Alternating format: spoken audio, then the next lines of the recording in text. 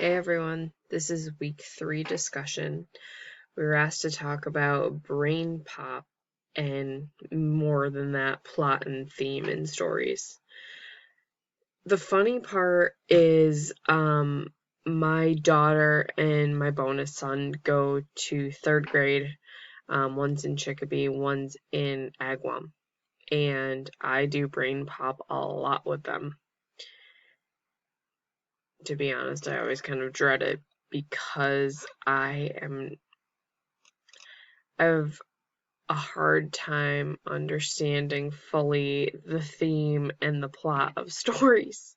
It's something I always have had kind of an issue with, and just I don't know, I've always had reading comprehension problems, so this has been these are always ones that are difficult for me to do. So with that said, this week was challenging. But the good part with that too, my daughter and the bonus son are working on plot and theme in their class right now. So I think, some of the stuff that actually was in some of the BrainPOP, of course, did help.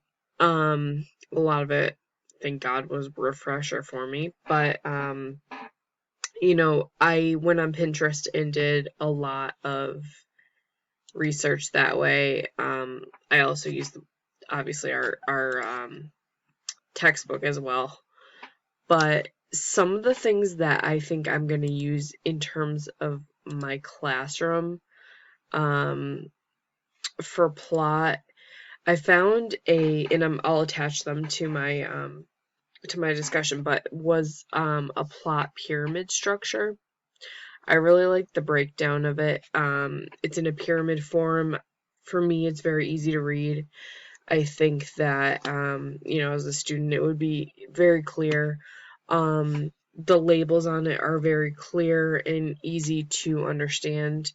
For me using it, I was able to definitely make sense of it, which is very important.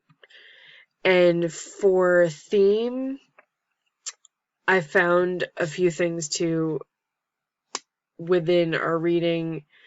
I found a few YouTube videos in terms of teaching themes, but there was a Pinterest post that I'll link to that had teaching themes in literature, comparing it to a cream-filled cupcake, and I thought that was kind of really accurate. So, the cream filling being hidden inside the cupcake and themes are hidden inside of books. I thought that was really cute and wanted to share it with you guys. So, I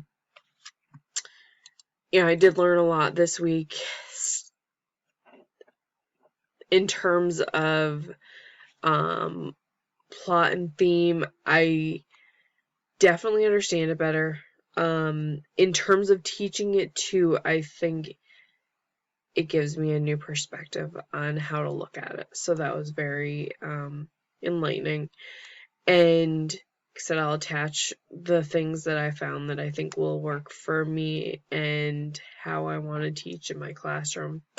I hope you all have a great week and talk to you soon.